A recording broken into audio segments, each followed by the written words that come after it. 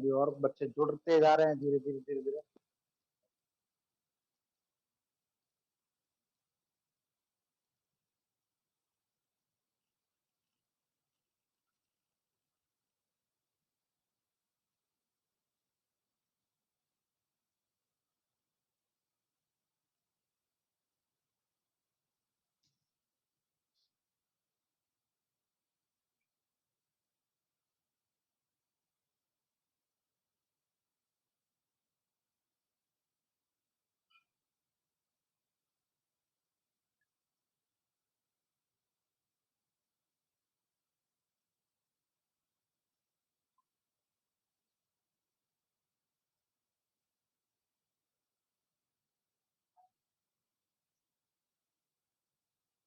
तो students start करते हैं हम आज की क्लास को। क्या एटलीस्ट मैक्सिमम बच्चे तो जुड़ चुके हैं, प्लस 10+ बच्चे यहाँ पर कनेक्ट हो चुके हैं। ओके। अच्छा, सबको आवाज आ रही है मेरी? कहीं किसी को दिक्कत तो नहीं आ रही है आवाज में? चलिए स्टार्ट करते हैं। किसी को आवाज नहीं आ रही हो तो वो अपने आप को अनम्यूट करके बता दे। आज से हम जो हमारा टॉपिक चालू कर रहे हैं बेटा वो है माइक्रोस्कोप एंड टेलीस्कोप, यानी कि ऑप्टिकल इंस्ट्रूमेंट की आज हम बात करेंगे।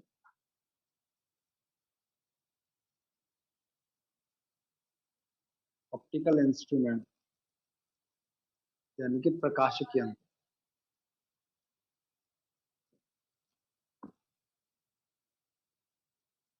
ठीक है, ऐसे इंस्ट्रूमेंट जो वर्क करते हैं on the principle of light, with the help of light, यानी कि ऐसे डिवाइसेस या ऐसी मशीन जो लाइट की हेल्प से काम करती हैं, क्या कहलाती है बेटा?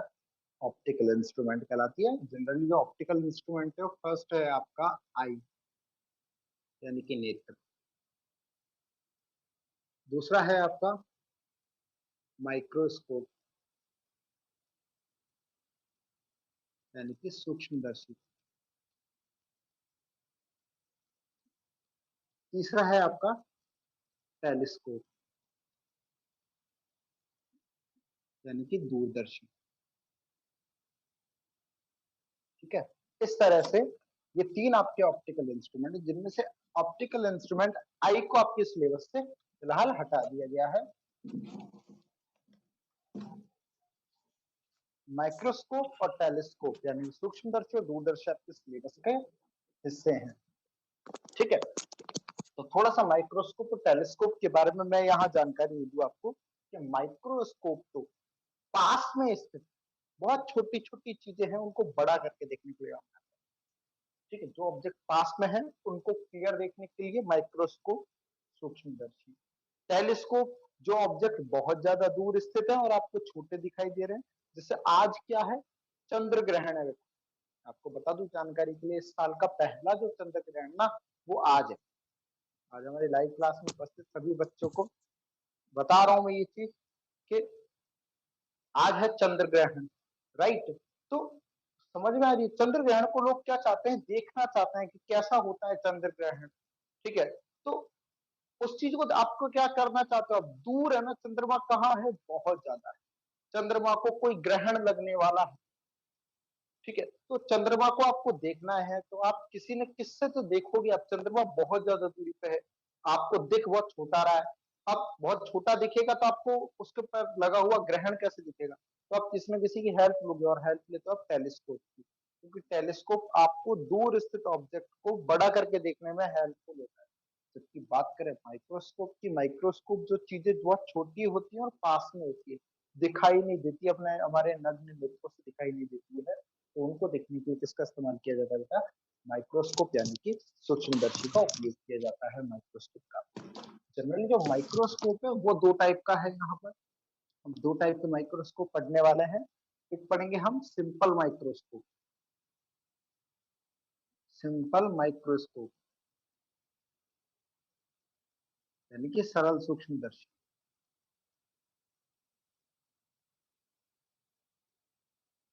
और एक होता है कंपाउंड माइक्रोस्कोप।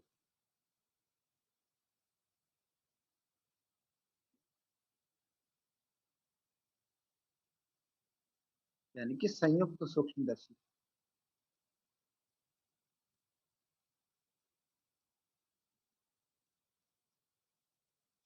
ठीक है, तो सूक्ष्मदर्शी दो प्रकार के अपन पढ़ने वाले हैं, सिंपल माइक्रोस्कोप और कंपाउंड माइक्रोस्कोप। ठीक है, सिंपल माइक्रोस्कोप साधारण सूक्ष्मदर्शी जिसमें एक ही लेंस इस्तेमाल होगा, सिंपल है इसलिए एक लेंस। कंपाउंड माइक्रोस्कोप संयुक्त सूक्ष्मदर्शी, इसमें दो लेंस का इस्तेमाल होता है। वहीं बात करें टेलीस्कोप की, तो टेलीस्कोप भी अपन दो टाइप के पढ़ने वाले हैं। एक होता है आपका रिफ्लेक्टिंग टेलीस्कोप और दूसरा होगा रिफ्रैक्टिंग टेलीस्कोप। रिफ्लेक्टिंग यानी कि परावर्ती, परावर्ती दूरदर्शी, और एक होता है आपका अपवर्ती दूरदर्शी।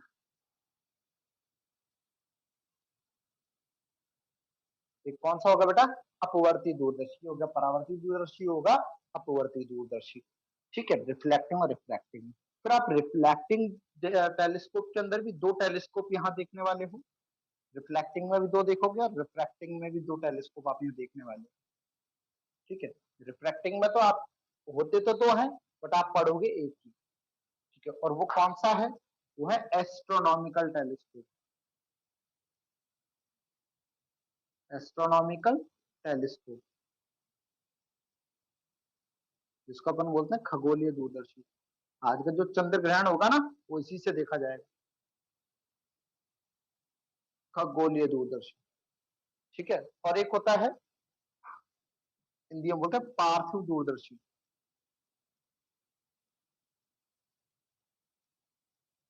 क्या बोलते हैं? पार्थिव दूरदर्शी बोलते हैं, इंग्लिश में क्या बोलते हैं इसको? इसको बोलते हैं टेरेस्ट्रियल,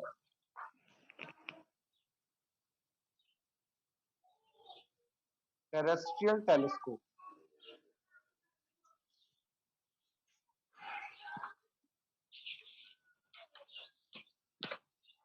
आराम और चिराग दोनों अपने स्पीकर को म्यूट पे डालो, म्यूट पे डालिए मास्टर।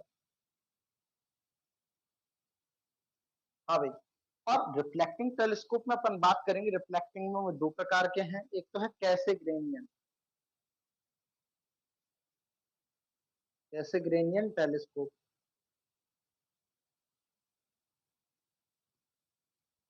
हिंदी में भी इसको कैसेग्रेनियन, कैसेग्रेनियन बोलते हैं इसको दूरदर्शी। और एक होता है कौन सा? कैसेग्रेनियन के अलावा एक होता है, कौन सा था? कैसेग्रेनियन के अलावा कौन सा होता है? न्यूटोनियन, न्यूटोनियन टेलीस्कोप, न्यूटोनियन दूरदर्शी। ठीक है बेटा, इनके बारे में हम स्टडी करने वाले हैं, और इतना मैं दावे के साथ कहता हूँ बेटा, एक, दो और तीन, इन तीन में से एक क्वेश्चन आपको निश्चित रूप से मिलने वाला है। चाहे सीबीएसई पैटर्न पर देख लो आप, चाहे आरबीएसई पैटर्न पर आप इसे देख लो, ये तो आपको इनमें से तीनों में से एक क्वेश्चन तो मिलने ही मिलने वाला है। और अप्रोक्सीमेट ये जो क्वेश्चन होगा वो 3 to 4 मार्क्स का होगा। कितने मार्क्स का होगा? 3 to 4 मार्क्स का होगा। इसमें आपको दो चीजें इंपॉर्टेंट, ये आपको तीन चीजें लिखनी है, ध्यान रखना। जब आपसे ये चीजें पूछी जाए ना, सिंपल माइक्रोस्कोप के बारे में, कंपाउंड माइक्रोस्कोप के बारे में, एस्ट्रोनॉमिकल टेलीस्कोप के बारे में, तीन चीजें आपको बेसिकली ख्याल रखनी है। आपको क्या क्या चीजें लिखनी है? पहली चीज तो अबाउट, अबाउट मतलब के बारे में। सरल सूक्ष्मदर्शी बोला तो इसके बारे में आपको लिखना है, इसके अंदर ऑब्जेक्ट कहाँ रखा होता है, इमेज कैसा बनेगा, प्रतिबिंब कैसा बनेगा, ठीक है, कितने लेंस इस्तेमाल होते हैं, होता क्या है ये, क्या अंतर होता है और से इसमें, उसके बारे में लिखना है। ठीक है, तीनों में से भी कोई पूछे तो उसके बारे में लिखना है। दूसरा, इसका रे डायग्राम बनाना है। क्या बनाना है? रे डायग्राम, यानी कि किरण आरेख बनाना है, इनके चित्र आपको याद होने चाहिए। और तीसरा है डेरिवेशन, तीसरा है आपका डेरिवेशन। ठीक है, अब इन तीनों को मिलाकर जब आप लिखोगे तो आपको क्या मिलेंगे? मार्क्स मिलेंगे। ठीक है, इन तीनों में से एक भी चीज नहीं लिखी, आपके मार्क्स क्या हो जाएंगे, कट हो जाएंगे, एग्जाम में बिल्कुल नंबर नहीं आएंगे। ठीक है, तो आइए स्टार्ट करते हैं सिंपल माइक्रोस्कोप से। और इस जानकारी को लेने से पहले मैं थोड़ी सी जानकारी और दे देता हूं आपको एंगुलर मैग्निफिकेशन के बारे में, कोणीय आवर्धन के बारे में मैं आपको जानकारी यहाँ पर दे देता हूँ। आइए हम बात करते हैं एंगुलर मैग्निफिकेशन। इसका स्क्रीनशॉट ले लीजिए एक बार जल्दी से, faster, take it fast, screenshot ले लीजिए।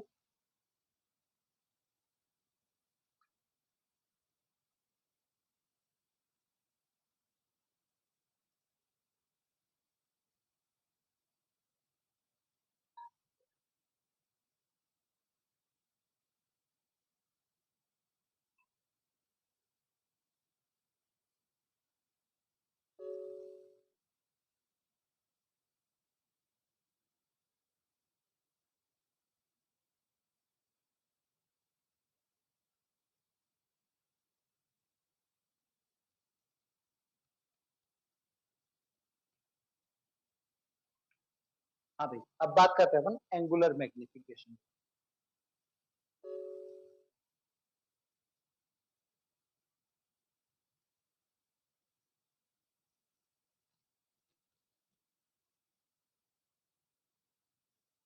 एंगुलर मैग्निफिकेशन हिंदी में बोलेंगे इसको कोणीय आवर्धन।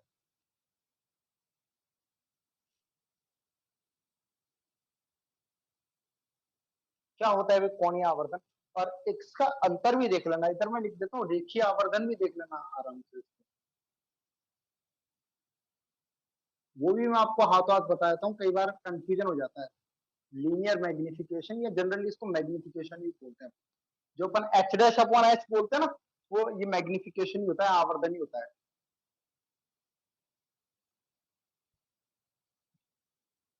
ये आपने पढ़ा होगा, M equals to H dash upon H, होता है ना, height of image upon height of object. तीन की ऊंचाई बटे वस्तु की ऊंचाई, इसी को क्या बोलते हैं, रेखीय आवर्धन बोलते हैं। यहाँ थोड़ा सा सीन अलग है, यहाँ थोड़ा सा सीन अलग है। जैसे ये ऑब्जेक्ट रखा हुआ है और हम इसे हमारी आंख से देख पा रहे हैं, बिल्कुल स्पष्ट दिख रहा है, आपको साफ दिखाई दे रहा है। ठीक है, तो हमारा नेत्र इस वस्तु के शीर्ष को, इस ऑब्जेक्ट के हेड को जिस एंगल से देखेगा, कब, जब ऑब्जेक्ट आपको क्या हो, क्लियरली विजुअलाइज होना चाहिए। यानी कि मस्ट क्या है, मस्ट मतलब क्या चीज जरूरी है, जरूरी है कोणीय आवर्धन कब बनेगा, तब बनेगा जब वस्तु क्या दिखे, स्पष्ट दिखे। या तो वस्तु स्पष्ट दिखनी चाहिए या वस्तु का प्रतिबिंब स्पष्ट दिखना चाहिए, या तो ऑब्जेक्ट क्लियरली विजुअलाइज होना चाहिए या ऑब्जेक्ट का इमेज क्लियरली विजुअलाइज होना चाहिए। यानी कि आप जिस भी चीज को देख रहे हैं, या तो आपको ऑब्जेक्ट दिखेगा, ऑब्जेक्ट नहीं दिख पा रहा है आपको तो आप चश्मा लगाओगे और चश्मे की हेल्प से देखोगे, और जब चश्मे की हेल्प से देखोगे तो आपको ऑब्जेक्ट का इमेज दिखेगा। भाई हमारे आंखों से देख रहे हो तो वस्तु दिखी, पर यदि आप किसी चीज से देख रहे हो, जैसे मैंने टेलीस्कोप की हेल्प ले ली, अब टेलीस्कोप से हमें वस्तु थोड़ा नहीं दिखेगी, वस्तु का प्रतिबिंब दिखता है, ऑब्जेक्ट का इमेज दिखेगा। ठीक है, चाहे इमेज देखो ऑब्जेक्ट की, चाहे ऑब्जेक्ट को देखो, पर दिखना स्पष्ट चाहिए, बिल्कुल क्लियर दिखना चाहिए। तो क्लियरली विजन होना चाहिए, क्लियर विजुअलाइज होना चाहिए। ठीक है, तो ये क्लियरली विजुअलाइज हो रहा है विद द हेल्प ऑफ आई। और क्लियरली विजुअलाइज होने की शर्त क्या होती है, अपन लिख देते हैं डी। कैपिटल डी का मतलब ही यही है, जहां भी मैं दिस डिस्टेंस पे कैपिटल डी लिखूं, इसका मतलब ये चीज मेरे को क्लियरली विजुअलाइज हो रही है। ओके, अब मान लीजिए ये इमेज बनी, ये इमेज बनी है मेरी लेंस के द्वारा। किसके द्वारा बनी है ये इमेज, इमेज बनी है मेरी लेंस के द्वारा बनी है। तो with the help of lens से दी इमेज बनती है, with the help of lens बनती है, या फिर कोई भी ऑप्टिकल इंस्ट्रूमेंट से बनती है। मैं लिख देता हूं मैं ऑप्टिकल इंस्ट्रूमेंट। ठीक है, यानी कि कोई भी प्रकाशिक यंत्र की सहायता से यदि एंगल बनता है तो उसको मैं डिनोट करता हूँ बीटा से। और फिर आपको मान लो, अब ऑब्जेक्ट थोड़ा ना बताइए, तो इमेज बनेगी ऑब्जेक्ट की। ये इमेज आपको बिल्कुल क्लियर दिखाई दे रही है कैपिटल डी पर, तो यहाँ जो लेंस के साथ एंगल बनेगा उसे अपन क्या बोलेंगे, उसे अपन क्या बोलेंगे, ये भी इसको बोलते हैं angle of vision, angle of vision. और ये भी क्या है, एंगल ऑफ विजन है। हिंदी में बोलते हैं इनको दर्शन कोण। वस्तु को स्पष्ट देखने के लिए बनाया गया नेत्र के साथ, क्षैतिज के साथ नेत्र द्वारा बनाया गया, वस्तु को स्पष्ट देखने के लिए क्षैतिज से नेत्र द्वारा बनाया गया कोण क्या कहलाता है? दर्शन कोण कहलाता है। इसे अपन व्यक्त करेंगे अल्फा से। और वस्तु के प्रतिबिंब को स्पष्ट देखने के लिए नेत्र द्वारा बनाया गया, वस्तु के प्रतिबिंब को स्पष्ट देखने के लिए नेत्र द्वारा बनाया गया कोण कितना होगा? वो भी कहलाएगा दर्शन कोण, पर उससे दिखाएंगे अपन बीटा से। ठीक है। The to see the clear image of the object, to see the clear vision of object, the angle will be called as angle of vision, and it will be denoted by alpha. And the angle of vision, to see the clearly visualize the image of object, the angle will be denoted by beta. बहुत simple सा। आप किसी object को देख पा रहे हो, जैसे मान लो ब्लड टेस्ट करते हो आप, ब्लड टेस्ट, अब ब्लड आपके आंखों के सामने है, उसमें देख के आप पता लगा लोगे कि उसमें वायरस है या नहीं? नहीं देख पाओगे। आप किसी ना किसी की हेल्प से बनाओगे, आप किसी ना किसी की उसे हेल्प से ही तो लोगे ना। जैसे माइक्रोस्कोप की हेल्प लोगे आप, किसकी हेल्प लोगे? माइक्रोस्कोप। तो माइक्रोस्कोप की हेल्प ले ली, इसका मतलब आप आपको क्लियरली इमेज दिख तो जाएगी, बट एंगल कौन सा बनेगा? बीटा। ऑप्टिकल इंस्ट्रूमेंट की हेल्प ले ली, ऑप्टिकल इंस्ट्रूमेंट की हेल्प ले ली और आंख से आपने देख लिया रहे तो काला काला दिख रहा है, कोई ना कोई प्रॉब्लम है, यानी कि क्लियरली विजुअलाइज हो चुका है। आपको किसी ऑप्टिकल इंस्ट्रूमेंट की जरूरत नहीं पड़ी है, प्रकाश यंत्र की जरूरत नहीं पड़ी है, तो वहां एंगल कौन सा बनेगा? अल्फा। समझ में आ रही है नहीं आ रही है? तो यहाँ ध्यान से सुनना बेटा। तो कोणीय आवर्धन क्या होता है? मैग्निफिकेशन, एंगुलर मैग्निफिकेशन होता है बीटा अपॉन अल्फा। ये अपने दिमाग के अंदर क्या करना है? आपको फिट करना है। यही होता है एंगुलर मैग्निफिकेशन का फॉर्मूला। जहां बीटा तो क्या है? with the help of optical instrument, the angle of vision with the help of optical instrument, और अल्फा क्या है? Angle of vision without help of optical instrument, या फिर angle of vision made by the necked आई, नग्न नेत्र द्वारा बनाया गया दर्शन कोण अल्फा, और प्रकाशिक यंत्र की सहायता से बनाया गया दर्शन कोण क्या कहलाएगा? बीटा। तो इन दोनों के अनुपात को क्या कहा जाएगा? कोणीय आवर्धन कहा जाएगा। सामान्य आवर्धन क्या होता है? हाइट को लेकर दिया जाता है, बट यहाँ जो आवर्धन दिया जाता है, कोणीय आवर्धन दिया जाता है, वो कोण के आधार पर दिया जाता है। तो आई थिंक तो ये आपको चीज समझ में आ गई होगी। तो आप स्क्रीनशॉट ले लीजिए, इसका भी बताएं जल्दी से, फास्ट स्क्रीनशॉट लीजिए।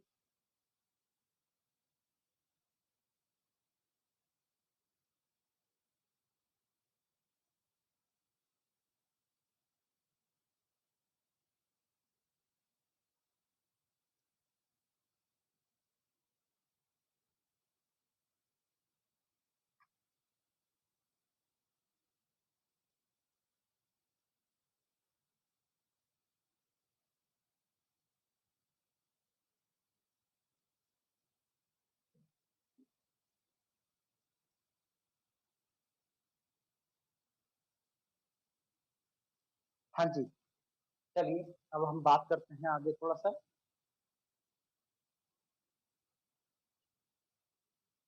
सिंपल माइक्रोस्कोप पर अब हम यहाँ काम करते हैं।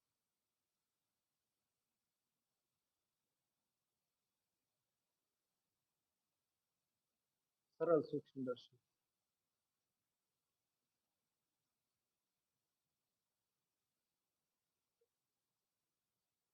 सरल सूक्ष्मदर्शी,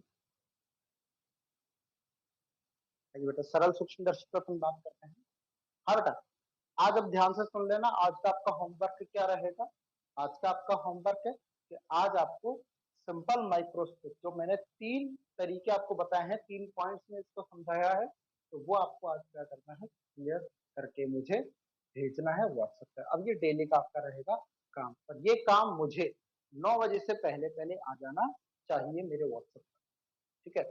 डेली का अब ये वर्क रहने वाला है, जो कराया गया है उसको आपको नोटबुक के अंदर सही से राइट करना है, डेट डालनी है। क्या डालनी है? डेट डालनी है। समझ में आ रही है बात नहीं आ रही है? पूरा डेट डालना है, और डेट डालने के बाद आपको ये काम करना है। पुराने नोट्स कतई मत दिखाना, पुराने नोट्स कतई मत दिखाना, नए नोट्स तैयार करना, खुद हाथों से मेहनत करना। ठीक है, ओके। आगे बढ़े। Okay, simple microscope. Simple microscope है क्या बेटा? साधारण सूक्ष्मदर्शी। साधारण सूक्ष्मदर्शी क्या आपने देखा? हाँ भाई, साधारण सूक्ष्मदर्शी आपने देखा होगा। ये आपने देखा होगा बेटा, ये वाला जासूसों के पास रहता नहीं, मैग्नीफाइंग ग्लास रहता तो है, जासूसों के पास मैग्नीफाइंग ग्लास रहता है ना। मैग्नीफाइंग ग्लास रहता है, इसको पकड़ के, और कई बार तो है ना, जैसे हम इसे गेम्स वगैरह में भी इस्तेमाल करते हैं, जैसे किसी चीज को जलाने के लिए, किसी चीज को जलाना है, लाइटर को इकट्ठा करके कागज तक को जला देते हो, आप जादू दिखाते हो, तो वो जादू दिखता किससे है? वो इसी से होता है। ये क्या, जो अपन कहते हैं ना मैग्नीफाइंग ग्लास, इस मैग्नीफाइंग ग्लास को कहा जाता है सरल सूक्ष्मदर्शी। यही होता है सिंपल माइक्रोस्कोप। ठीक है, जैसे जासूस वगैरह क्या, फिंगरप्रिंट वगैरह चेक करने के लिए, ब्लड के अंदर भी आपको गहरा सा देखने के लिए, कुछ कालापन तो नहीं, हल्का फुल्का पता लग ही जाता है इससे। ठीक है, फिंगरप्रिंट वगैरह चेक करने के लिए, या अखबार पढ़ने के लिए इसका इस्तेमाल करते हैं। आग, कागजों में आग लगाने के लिए, या किसी को जलाने के लिए भी इसका इस्तेमाल कई बार किया जा सकता है। मजाक मजाक के तौर पर करते ही है बच्चे कई बार इसका। और आप अभी जैसे स्टेशनरी की दुकानें खुले ना, तो वहां से आप परचेज कर सकते, 5-10 रुपए का मिल जाता है आपका। जनरली इसके अंदर क्या लगा रहता है? इसके अंदर बीच में एक लेंस लगा हुआ रहता है। वो लेंस कौन सा रहता है? कौन सा लेंस रहता है, कोई बताएगा? बोलेगा कोई नहीं? हाँ भाई, ये बताएगा। नेहा बताएगी, नेहा। नेहा नेहा नेहा नेहा नेहा नेहा, कौन सा लेंस लगा रहता है बीच में इसमें? मैग्नीफाइंग ग्लास देखा है? हाँ, तो बताओ मैग्नीफाइंग ग्लास के अंदर कौन सा लेंस लगा हुआ रहता है?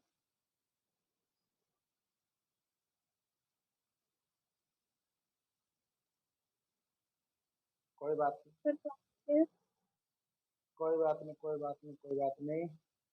अब बताएगा, सुमित बताएगा। सुमित, सुमित, सुमित, सुमित, सुमित, अनम्यूट करो अपने आप को। सुमित, सुमित, मेरी आवाज पहुंच रही है आप तक? सुमित, आप मुझे सुन पा रहे हो, नहीं सुन पा रहे हो? Sumit, can you hear me और नॉट? आई थिंक सो कि सुमित से कांटेक्ट नहीं हो पा रहा है। चलिए कोई बात नहीं, आराम सिंह बताएगा। आराम सिंह आज हमारे क्लास में जुड़ा है। आराम सिंह, आराम सिंह जवाब दीजिए। आराम सिंह, आराम, कौन सा लेंस होता है बेटा बीच में? आवर्धक कांच के अंदर बीच में लेंस कौन सा होता है? जल्दी बताओ बेटा, इतना टाइम नहीं है हमारे पास। नहीं पता? नहीं पता क्या? नहीं है सर। कोई बात नहीं। जवाब देने के लिए, हाँ भाई, विश्वास, विश्वास देना चाहता है जवाब। विश्वास, विश्वास, विश्वास, हाँ तेरा नाम सर। विश्वास है क्या? कौन सा लेंस होता है? सर अरे भाई, उत्तल लेंस होता है। कौन सा लेंस होता है? कॉन्वेक्स लेंस होता है। अब छोटे छोटे क्वेश्चन जो आएंगे ना, जो एबेसेड वाले क्वेश्चन आएंगे, उनमें ऐसे ही क्वेश्चन पूछे जाएंगे कि कौन सा लेंस होता है। म्यूट कर लो अपने आप को, विश्वास है। कॉन्वेक्स लेंस होता है। कौन सा लेंस होता है बेटा? कॉन्वेक्स लेंस होता है मैग्नीफाइंग ग्लास के अंदर।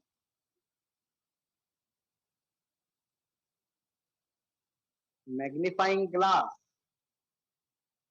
आवर्धक कांच, इसको आवर्धक कांच ही बोला जाता है। जब आपसे सिंपल माइक्रोस्कोप पूछे तो आवर्धक कांच ही पूछ सकता है। मैग्नीफाइंग ग्लास को समझाई तो मैग्नीफाइंग ग्लास को इसी तरह आपको समझाना है। क्या होता है इसके अंदर? पास स्थित छोटी वस्तुओं के बड़े प्रतिबिंब प्राप्त करने of those objects which are present at nearer, but these are small in size. Objects which are small in size, to getting the magnified images of those objects, we will use simple microscope. This contains a single convex lens. It always contains single, एक ही उत्तल lens का उपयोग इसमें किया जाता है। आइए अब हम इसका, ये तो अबाउट हो गया इसके अबाउट में, ठीक है। अब हम रे डायग्राम बनाएंगे, फिर रे डायग्राम के बारे में भी लिखेंगे हम, है ना। ऐसा नहीं है शॉर्ट में निपटा है, जिस जो चीज के बारे में जानते हो उसके बारे में ठीक ठाक लिखो भी सही, पर हाँ पागल ना समझे कि भाई फालतू की चीजें और लिख रहे हैं उसके अंदर। जो जो काम की चीजें सारी लिख दो और आगे बढ़ो। सबसे पहले हमने ले लिया एक लेंस,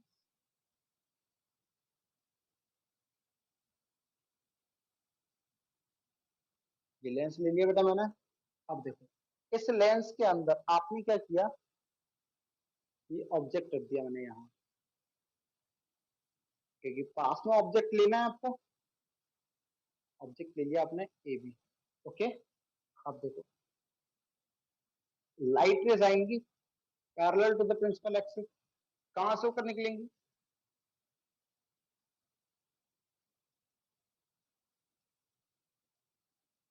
इस तरह से निकल गई। Parallel to the principal axis आएंगी तो कहां से निकलेंगी, फोकस से ही निकलेंगी, कोई दिक्कत वाली बात नहीं है, ठीक है। फोकस होकर निकलेंगी, बताओ, अरे हाँ या ना तो बोलो, फोकस से निकलेगी, हाँ या ना, फोकस सही है क्या। धीरज अब बता, अब तेरा नंबर, तो इतने से हाथ खड़े कर रहा था। हाँ धीरज, धीरज आवाज आ रही है मेरी अब, अरे क्या हुआ, बोलती कैसे बंद हो गई धीरज तेरी, दोबारा Can you hear पूछो me or सर, not? दोबारा बोलो सर, दोबारा। क्वेश्चन ये है, ये जो लाइट रे आ रही है ये रिफ्रैक्ट हो गई, अपवर्तित हो गई, क्या मैं यहां पर फोकस लिख दूं, क्या ये सही है, नहीं हाँ नहीं, गलत है सर। क्यों, वस्तु अनंत में थोड़ी रखी है। कहां लिख रहा है कि वस्तु अनंत पर होती है, तो फोकस से होकर, किताब में लिख रहा है। बस यही गलती है, यही गलती करते हो तुम। जो पढ़ा लिखाया है ना वो सब पानी में मिला दो। किरण आरेख बनाना सिखाए थे मैंने, रे डायग्राम सिखाए थे, when a light ray incident parallel to the principal axis it always passes from focus, it always passes from focus। मैंने सिखाया था कि प्रतिबिंब नहीं बनेगा फोकस पर, वस्तु अनंत पे रखी होगी तो ही वस्तु का प्रतिबिंब फोकस पर बनता है। ध्यान से सुना, दोनों चीजें अलग है। पहली चीज ये, when a light ray incident parallel to the principal axis it will passes from focus, ये फर्स्ट थिंग। सेकंड थिंग क्या है, यदि ऑब्जेक्ट इनफाइनाइट पे हो, एक इज एट इनफाइनाइट, यदि वस्तु कहां पर रखी हो, अनंत पर, the image will be at focus। यहां ऑब्जेक्ट कहां रखा है, यह ऑब्जेक्ट कहां रखा, अनंत पर रखा है क्या, नहीं रखा, इमेज बनी है, इमेज थोड़ा ना बनी, अभी इमेज बनी ही नहीं है। एक की तो लाइट रे गुजरी है, दूसरी तो लाइट रे नहीं गुजरी, हमने तो इमेज बनी कहां है, अभी तो इमेज ही नहीं बनी। हाँ धीरज बाबू, हाँ भाई धीरज बाबू, अब आप करो, आप अपने आप को अनम्यूट करो जरा। समझ में आई दोनों चीजें क्या है, आई सर। गलती करी समझ में आई बेटा, कहाँ गलती करी है, हाँ सर, आ गई। आ गई ना। तो ध्यान रखना बेटा, हाँ। अपन जो चीज का जवाब देना सोच समझ के बेटा, जल्दबाजी में कभी जवाब नहीं देना। तू है ना जल्दबाजी में जवाब देता है, आता तेरे को समझ, जल्दबाजी कतई मत कर बेटा, है ना। आराम से तल्लीनता से सोच बेटा, आराम से कि सर ने जो क्वेश्चन पूछा है वो क्या पूछा है, दिमाग के अंदर फिट बैठ गया ना बेटा, दोबारा गलती कभी नहीं करेगा ना। हाँ सर, बिल्कुल नहीं होगी गलती अब। हाँ तू बार बार यही कहता है, हर बार गलती करता है, मेरे सामने तो हर बार करता है। चलो कोई बात नहीं, मेरे सामने तो कर ले जितनी गलतियां करनी है, पर एग्जाम में मत करना बेटा, बड़ा दिल टूट जाएगा वरना मेरा, ठीक है। चलो आगे बढ़े।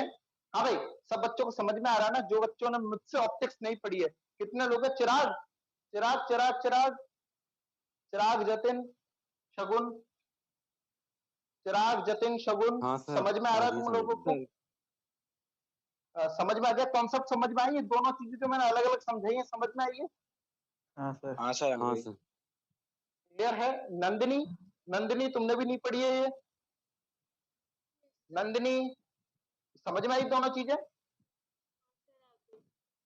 When a light ray incident parallel to the principal axis, it will passes from focus.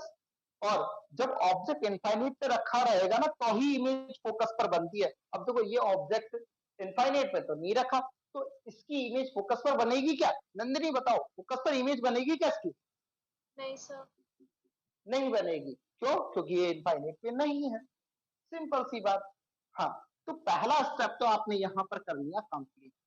ठीक है, आगे बढ़े। आज का हमारा टाइम वैसे ही बहुत जल्दी जल्दी निकल गया है। चलिए कोई बात नहीं। अब देखो, यह है इसका ऑप्टिकल सेंटर, यह है इसका क्या? Optical centre. When a light ray incident from optical centre, it will passes without any deviation. बिना किसी डेविएशन के क्या हो जाएगी? पास हो जाएगी। अब देखो, जरा गौर करके देखो, ये जो लाइट रेज है ना चौड़ी होती हुई जा रही है, हाँ या ना? तो ये क्या इधर की तरफ काट सकती है क्या? कभी इधर की तरफ काटेंगी क्या ये? काटेंगी क्या ये? बताओ राशि। No sir. राशि इधर की तरफ काटेगी क्या ये? कभी नहीं काट सकती, क्योंकि ये तो चौड़ी होती हुई जा रही है, फैलती हुई जा रही है, फैलती है, कभी संभव ही नहीं काट सके। काट सकती है तो कहां काट सकती है? पीछे की तरफ ले जाने पर। कहां काट सकती है ये? पीछे की तरफ ले जाने पर ये क्या कर सकती है? काट सकती है। तो आइए पीछे की तरफ ले जाते हैं। अपना क्या जा रहा है, ये लो पीछे की तरफ लेके, हम वर्चुअली लेके जानी पड़ेगी पीछे की तरफ, पर ऐसे तो जाएगी नहीं, क्योंकि हम आभासी तरीके से ही इनको पीछे की तरफ ले जा सकते हैं, क्योंकि वास्तविकता में तो ये आगे जा रही है। हम पीछे तो सिर्फ आभासी रूप से ले सकते हैं, इमेजिनरी रूप से। जो इमेजिनरी रूप से लेंगे तो वी विल सी इन दोनों ने ऊपर की तरफ काटा अपने आप को, यानी कि ऑब्जेक्ट ए भी था तो इमेज बन गई A dash, B dash, A dash और B dash. This is the distance of object. Object की डिस्टेंस भी ले ली। अब देखो, ऑब्जेक्ट ए बी का इमेज बन गया है, क्योंकि रिफ्रैक्टेड लाइट रेज जो है, रिफ्लेक्टेड लाइट रेज जब एक दूसरे को इंटरसेक्ट करती हैं तो क्या बनाती है? वो इमेज बनाती हैं। क्या बनाती है? वो इमेज बनाती हैं, और वो इमेज इंटरसेक्शन से बनती है। अब वो रियल इंटरसेक्शन हो सकता है या इमेजिनरी या वर्चुअल इंटरसेक्शन हो सकता है। ए डैश बी डैश। अब पीछे की तरफ इमेज कब बनती है? ध्यान से देखो, जब ऑब्जेक्ट कहां रखा हुआ हो? फोकस और ऑप्टिकल सेंटर के पीछे। ध्यान से देखना बेटा, इंपॉर्टेंट, बहुत ज्यादा इंपॉर्टेंट पॉइंट है। सिंपल माइक्रोस्कोप में ऑब्जेक्ट कहां रखा होना चाहिए? ध्यान से सुनना बेटा, बिल्कुल बहुत इंपॉर्टेंट है। वस्तु हमेशा फोकस और प्रकाशिक केंद्र के मध्य रखी रहनी चाहिए। सरल सूक्ष्मदर्शी के लिए ऑब्जेक्ट कहां रखा रहना चाहिए? फोकस और ऑप्टिकल सेंटर के बीच में रखा रहना चाहिए। यहाँ क्लियर इमेज बन गई, तो क्लियर इमेज के लिए डिस्टेंस कौन सी ली जाती है? Capital D. कौन सी ली जाती है? ये डिस्टेंस कौन सी ली जाती है? Capital D. इसका फोकस, फोकल लेंथ कौन सी लेंगे? ये वाली, स्मॉल है। समझ में आई नहीं आई? ये डायग्राम अच्छे से समझ में आया नहीं आया ये बताओ। ये तो ऑब्जेक्ट की इमेज हमने फाइंड कर ली, तो इमेज के साथ लेंस जो एंगल बनाएगा वो कौन सा होगा? बीटा। कौन सा एंगल होगा? बीटा। हाँ या ना? इमेज बनाने के लिए जो एंगल बनाएगा वो कौन सा होगा? बीटा। यदि मैं ऑब्जेक्ट ही रखा रहता, ये ऑब्जेक्ट लेता ए बी, और मेरे को साफ देखना है इसको, नई तरह से देखना है, तो कितना एंगल से देख लेता मैं इसको? अल्फा से देखता, ए बी। और क्लियरली विजुअल डिस्टेंस कितनी आती? कैपिटल डी आती। ये आपको दिमाग के अंदर फिट बैठा है नहीं बैठा, ये डायग्राम के बारे में जानकारी मिली है नहीं मिली? अच्छा, ऑब्जेक्ट जब फोकस और ऑप्टिकल सेंटर के बीच में रहता है तो इमेज कहां बनती है? Behind the object. इमेज कहां बनती है? Behind the object. Special case है when object is placed between focus and optical centre. When object is placed between focus and optical centre, the image will drawn behind the object. Image कहां बनेगी? Object के पीछे बनती है, वस्तु के पीछे बनती है। कैसी बनती है वो? मैग्निफाइड बनती है, बड़ी इमेज बनती है। और कैसी बनती है? वर्चुअल बनती है। कैसी बनती है? वर्चुअल बनती है। कैसी बनती है? वर्चुअल बनती है। समझ में आती है नहीं आती? और कैसी बनती है? इरेक्ट और इन्वर्टेड। इरेक्ट ऑब्वियसली इरेक्ट यानी सीधी बनेगी, सीधा, और काल्पनिक प्रतिबिंब बनता है। सीधा बना है भाई, बी ऊपर है तो बी ऊपर, ये सीधा प्रतिबिंब बन रहा है बिल्कुल, यानी कि इरेक्ट इमेज बनेगी। इमेज कैसी बनती है यहाँ? इरेक्ट, वर्चुअल, क्योंकि डॉटेड लाइंस ने इनको बनाया है। और कैसी बनी है इमेज? लार्ज, यानी कि सीधा, आभासी व बड़ा प्रतिबिंब बनता है। ठीक है, कहाँ बनेगा? बिहाइंड द ऑब्जेक्ट, वस्तु के पीछे बनेगा। समझ में आती है? ये बहुत इंपॉर्टेंट है अपने आप में, और हो सकता है इस बार एग्जाम में यही दे दिया जाए, क्योंकि एग्जाम का पैटर्न बहुत इजी होने वाला है, और कई हद तक इजी पैटर्न को देखा जाए तो ये आपके एग्जाम के लिए क्या हो सकता है? बेहद ज्यादा इंपॉर्टेंट हो सकता है। तो ये चीज समझ में आ गई है, नहीं आई है? चलिए एक चीज और क्लियर कर देता हूँ, और चलो बैच बहुत जल्दी, अभी चलो क्लास खत्म होने वाली है, ज्यादा समय मैं आपका नहीं लूंगा। एक इंपॉर्टेंट अनाउंसमेंट मैं करने जा रहा हूँ। जैसे आपके जो परिचित जो भी 11th क्लास से 12th क्लास में प्रमोट होकर आए हैं, तो सोमवार से नहीं, 1 तारीख से, सॉरी 1 जून से उनका नया बैच स्टार्ट मैं करने वाला हूँ। ठीक है, और उस 1 जून से जो बैच मैं स्टार्ट करने वाला हूँ, उस 1 जून से जो बैच स्टार्ट करूंगा ट्यूशन का, जिसमें फिजिक्स की क्लासेस मैं लेने वाला हूँ। जब तक ये लॉकडाउन चल रहा है तब तक तो उनकी ऑनलाइन क्लासेस रहेंगी, उसके बाद वो क्लासेस ऑफलाइन में कन्वर्ट हो जाएंगी। ठीक है, 12th क्लास न्यू बैच मैं स्टार्ट करने वाला हूँ। अपने चर परिचित जो भी हैं, यदि आप चाहते हैं कि वो भी मुझसे पढ़ना चाहें तो आप उनको बता दीजिएगा। 1 जून से हमारा बैच स्टार्ट होने वाला है। ये जो बैच चलेगा, हिंदी और इंग्लिश मीडियम दोनों बैचेस अलग अलग होंगे। हिंदी मीडियम मॉर्निंग में चलेगा और इंग्लिश मीडियम इवनिंग में चलेगा। ठीक है, टाइमिंग्स मैं आपको बता दूंगा बहुत जल्दी। ठीक है, तो 12th का नया बैच स्टार्ट होने वाला है। सबसे बड़ी बात आती है, वो आती है फीस की। तो फीस के अंदर मैं बताता हूँ आपको, अरे ये बैच उन बच्चों के लिए बिल्कुल नहीं है जो अभी 12th का एग्जाम देंगे, या उनके लिए जो 11th और 12th में अभी आए हैं। ठीक है, यदि बात करें तो उनकी जो फीस है वो सिर्फ 2500 रुपये लग रही है। कितनी? 2500 रुपये लगी है हिंदी मीडियम की, और इंग्लिश मीडियम की ये फीस लग रही है सिर्फ 3000 रुपये। कितने रुपए लग रही है? 3000 रुपये। जब ऑफलाइन क्लासेस चालू होगी तो इन बच्चों से सिर्फ 1,000 रुपए एक्स्ट्रा लेके इनको ऑफलाइन बैचेज में बैठने की परमिशन मिल जाएगी। बाकी ऑफलाइन क्लासेस चालू होने के बाद की फीस तो आप अच्छे से जानते ही हैं कि मेरी फीस आप लोगों ने सबने पे की है, तो बहुत अच्छे से जानते हैं। हाँ नंदिनी, कुछ बोल रहे हो आप? सर नंदिनी, होमवर्क रिपीट करना। होमवर्क ये है कि आपको सिंपल माइक्रोस्कोप जो भी जैसे आप डेली जो भी कराया जा रहा है ना, उस सबको आज शाम को 9 बजे से पहले पहले मुझे टोटल डिटेल्ड तरीके से, जो डिस्क्राइब करते ना अपन हाथ से लिख के, एक लाइन, एक शब्द, बिल्कुल लैंग्वेज के साथ, वो लैंग्वेज के साथ करके आपको मुझे सेंड करना है 9 बजे से पहले पहले।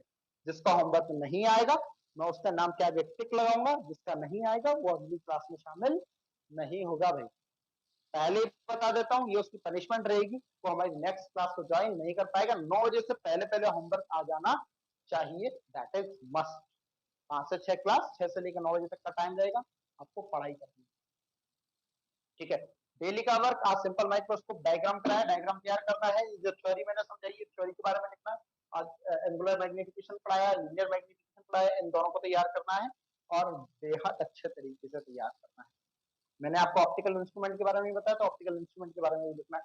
जो जो टॉपिक आज पढ़ाए हैं, 3 टॉपिक पढ़ाए गए हैं। ऑप्टिकल इंस्ट्रूमेंट, प्रकाशिक यंत्र, दूसरा टॉपिक पढ़ाया है मैंने कोणीय आवर्धन, एंगुलर मैग्निफिकेशन, उसके साथ लीनियर मैग्निफिकेशन ही मैंने बता दिया था, रेखीय आवर्धन भी। और तीसरा टॉपिक है सिंपल माइक्रोस्कोप, उसके बारे में, इसका डेरिवेशन मैं आपको अगली क्लास में कराने वाला हूँ।